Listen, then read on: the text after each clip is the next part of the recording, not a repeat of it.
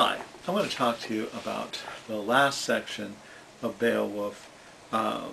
Beowulf attacks the dragon. If we look at page, or line rather, 2510, we find the beginning of the dragon section. Old Beowulf is speaking now. Their countryside is being ravaged by this fire-breathing, flying reptile, the great worm they called it. Beowulf spoke, made a formal boast for the last time. I risked my life often when I was young. Now I am old. But as king of the people, I shall pursue this fight for the glory of winning. If the evil one will only abandon his earth fort and face me in the open. The evil one is the dragon.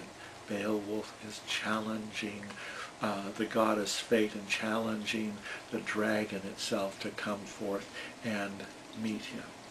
Now, Beowulf and his followers go out to find the dragon, but there's only one of the warriors who winds up actually accompanying Beowulf at the end. And I believe you have maybe a quiz question as to who it is. Who was the one loyal enough to stay with Beowulf when he faces the great worm? The dragon is guarding a great hoard of gold and treasure. Similar to the dragon Smog in the Tolkien books, the treasure hold of the dragon. Okay, if we look at line 2591, we see that before long the fierce contenders clashed again. The Horde Guard, the dragon guarding its hoard of gold, took heart, inhaled and swelled up, and got new wind, caught his breath. He who had once ruled was furled in fire and had to face the worst. No help or backing was to be had then from his high-born comrades. That hand-picked troop broke ranks and ran for their lives to the safety of the wood. But within one heart sorrow welled up. In a man of worth the claims of kinship cannot be denied. His name was, and I'll tell you, this is on the quiz, his name was Wiglaf, W-I-G-L-A-F, a well-regarded Shiftling warrior, and he does not desert Beowulf. Later in the fight, line 2676.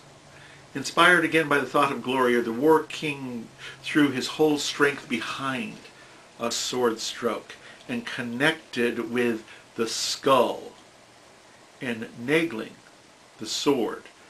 That's the name that he gave the sword that he found down in Grendel's dam's lair. And nagling the snap, Beowulf's ancient iron-gray sword let him down in the fight, but it was never his fortune to be helped in combat by the cutting edge of weapons made of iron. When he wielded a sword, no matter how blooded and hard-edged the blade, his hand was too strong. The stroke he dealt, I have heard, would ruin it. He would reap no advantage. Okay. Then the bane of that people, the dragon. The fire-breathing dragon was mad to attack for a third time. When a chance came, he caught the hero in a rush of flame and clamped sharp fangs into his neck. Beowulf's body ran wet with his lifeblood. It came welling out. Next thing, they say, the noble son of Wostan saw the king in danger at his side and displayed his inborn bravery and strength. He left the head alone, but his fighting hand was burned when he came to his kinsman's aid. He lunged at the enemy lower down, so that his decorated sword sunk into his belly, and the flames grew weaker. Once again, the king gathered his strength and drew a stabbing knife he carried on his belt, and sharpened for battle, he stuck it deep in the dragon's flank. Beowulf dealt it a deadly wound. They killed the enemy. Courage quelled his life. That pair of kinsmen, partners in nobility, had destroyed the foe. So every man should act, be at hand when needed. But now, and this is what the story is telling to those warriors in the mead hall, every man should act like this. Every man should be brave to the end. You shouldn't desert your ring giver. You should always stay by your fellow warrior, even to death. So every man should. And then we have Beowulf's last words. Despite his mortal wounds, he still spoke, for he knew well his days in the world had been lived out to the end. His allotted time was drawing to a close. Death was very near. Now is the time when I would have wanted to bestow this armor on my own son, had it been my fortune to have fathered an heir and live on in his flesh. For 50 years I ruled this nation. No king of any neighboring clan would dare face me with troops. None had the power to intimidate me. So that makes Beowulf sound like he's probably in his 70s?